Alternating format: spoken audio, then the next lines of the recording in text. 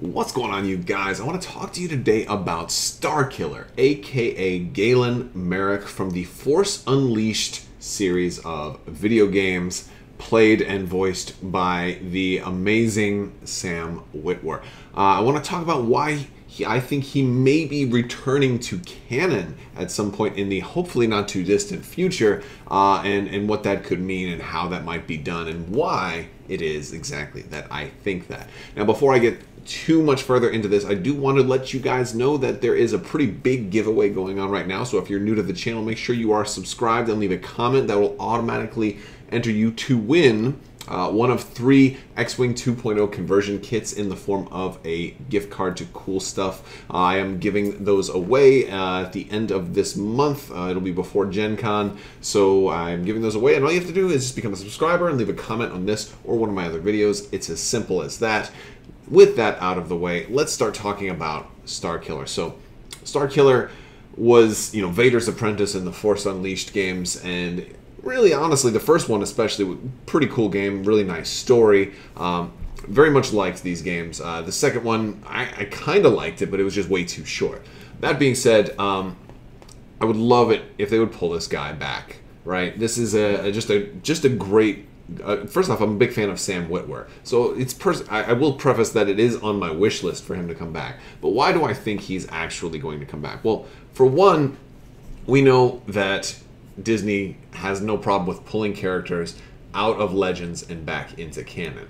They've done this plenty of times, most recently with Thrawn, and one of the things that we know is that they don't necessarily have to do it exactly the way that it was in Legends. Sometimes there's a nod to Legends, but not always. But generally, when they're pulling somebody out of Legends back into canon, they can mirror it a little bit, like draw some symmetry to how they kind of played out and draw inspiration from Legends. So one of the things I think, for example, when Thrawn first came back, you had those Islamir in the background, but they were a little bit over the top for the way canon is right now. But just about everything else about Thrawn worked into his character and his story arc. Jorah Sabaoth might have been a little bit over the top, so they didn't go with that, at least not yet. And the same thing kind of goes with Starkiller in that he might end up being, he was probably a little too powerful in those video games. Those video games were a little bit over the top, so I think if he were to show up, he would be strong, but I don't necessarily think he would be this, absolute powerhouse from day one. So I think there's definitely that.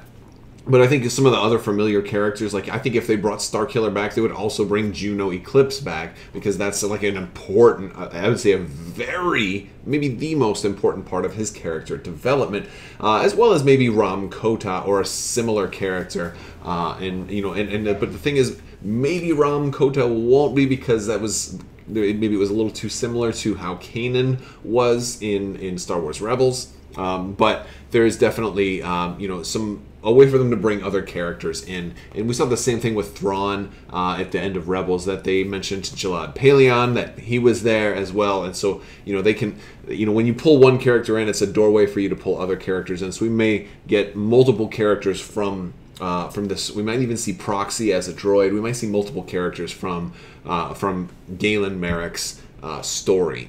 But the key difference is I don't think it'll be Darth Vader who trains him. I think it'll be maybe somebody else who trains him. So basically, where could he show up and why? So first off, I want to talk about why. Now, Sam Witwer, great guy, one of my favorite people in all of Star Wars right now. Love the dude. He's done the voice of Maul. He's done the voice of Palpatine, and he played Starkiller. But now there's really not much for him to do right now, right? We're not going to see a whole lot more with Palpatine in the immediate future. A little bit here, a little bit there, maybe like a little scene here, a little scene there. But the next show coming up is Resistance. That's not going to involve Maul. It's not going to involve Palpatine. We know from Solo there's a little bit of work, there's a little bit more story that they can still tell about Maul, but it's not going to be a tremendous amount. At least I don't see any reason to think that they're going to do like a whole trilogy of movies all about Maul that they really need to keep Sam on full time for.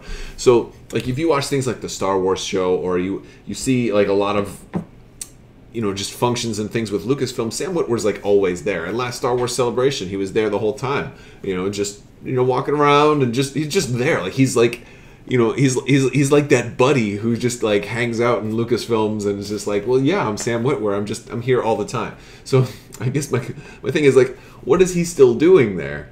If not, you know, maybe setting up for some future project, you know. And I don't have any complaint with dude just hanging around. I mean, if I was in charge of Lucasfilm, I would want Sam Witwer hanging around too, just to hang out and shoot the breeze and, you know, do whatever. But, you know, from a certain point of view, you know, you'd have to suspect that there's more plans going on, and certainly for a while, I guess there was, you know, with the whole Solo thing. So Sam Witwer is definitely still involved, but now to what capacity? Now, I will concede that he is a talented voice actor, so he could always be voicing something else unrelated to either of any of the characters he's done before. But I mean, it's almost a shame not to bring back Starkiller or Galen Merrick in some form. He may not be even known as Starkiller. He may just be Galen Merrick. Although I do have my own little theory that he does go on to become Palpatine, that Galen Merrick ends up becoming, Snoke, that Galen Merrick becomes Snoke, Starkiller becomes Snoke, and that's why they name Starkiller Base after Snoke's old persona. But again, that's just because of the name, and I think that's not really good enough.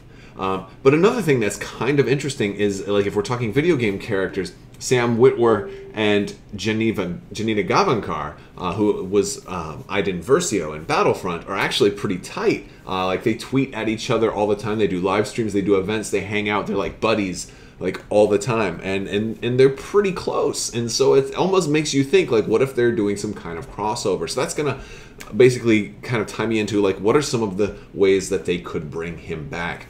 They could totally introduce him into, like, this slight future timeline before the sequel trilogy, but in a sequel trilogy timeline in maybe one of these games. If Janina Gavankar is going to, you know, potentially reprise her role of Iden Versio in, like, maybe a transient, like, story before the end of the Battlefront 2 timeline. You know, if they want to bring her back into, you know, either a show or something like that, it would be an opportunity for them to work together because they are very close.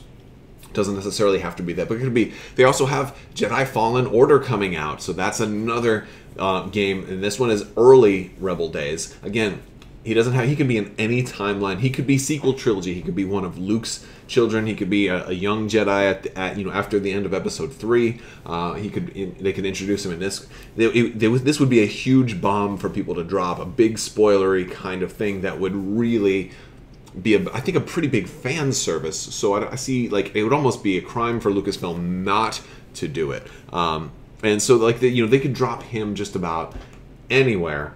They could even drop him in an old Republic setting, like, and make him, give him the potential to be really, really powerful, but it's so far removed from the events of the Galactic Civil War that we have no idea. You know, and the thing is, there's all kinds of different places they could put him in. There's another reason I have a feeling that they may be pulling him back in soon, and that has to do with X-Wing, the miniatures game.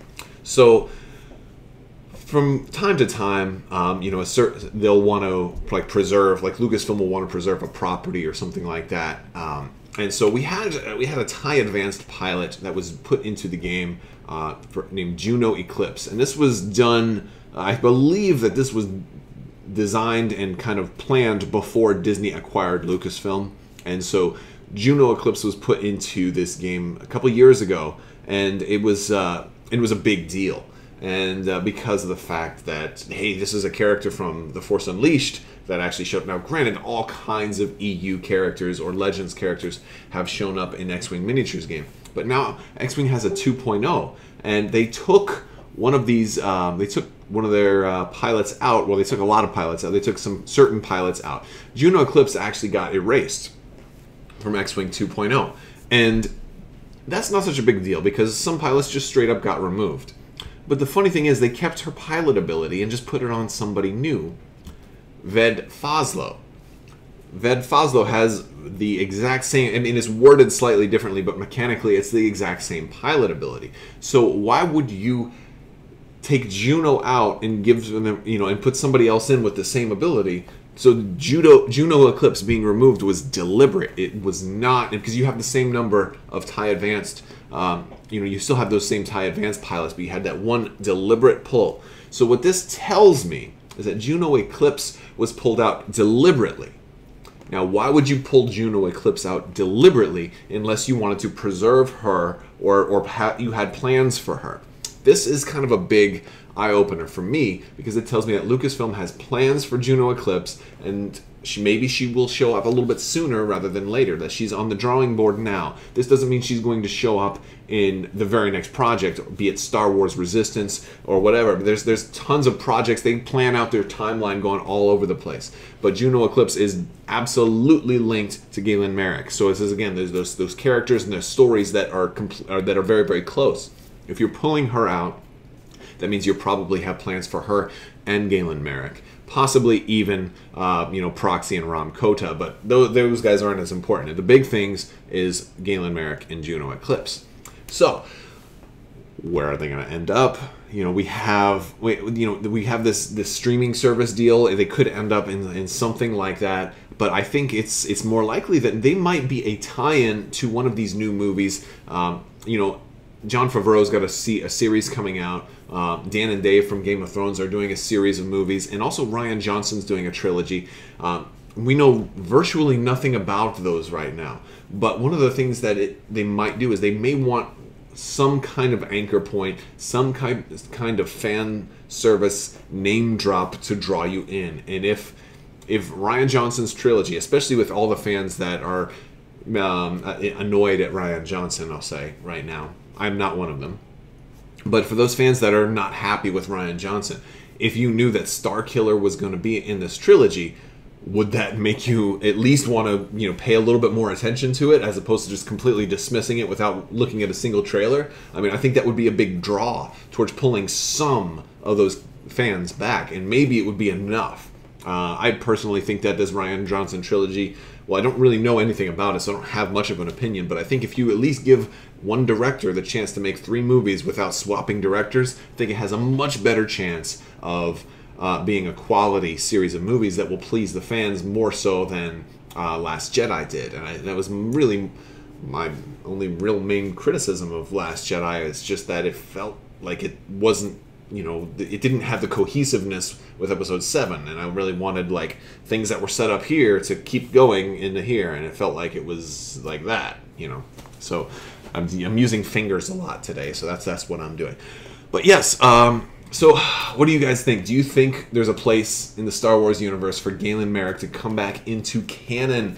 I mean, I don't think he'll be as powerful as he was in those in those video games. I don't think he'll follow the exact same story arc, but I think at its core, his beginnings are simple enough to be basically the, you know, a lost child of a Jedi who had the potential of Force and ended up getting trained, but is confused and is trying to find his way. You know, it's a real easy, you know, type of character to just drop in so many different places.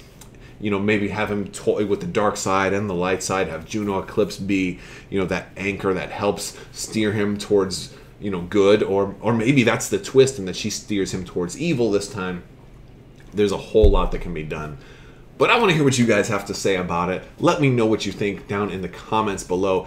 If you guys like this video, go ahead and give it a thumbs up. I really appreciate those. Let me know what you think down in the comments below.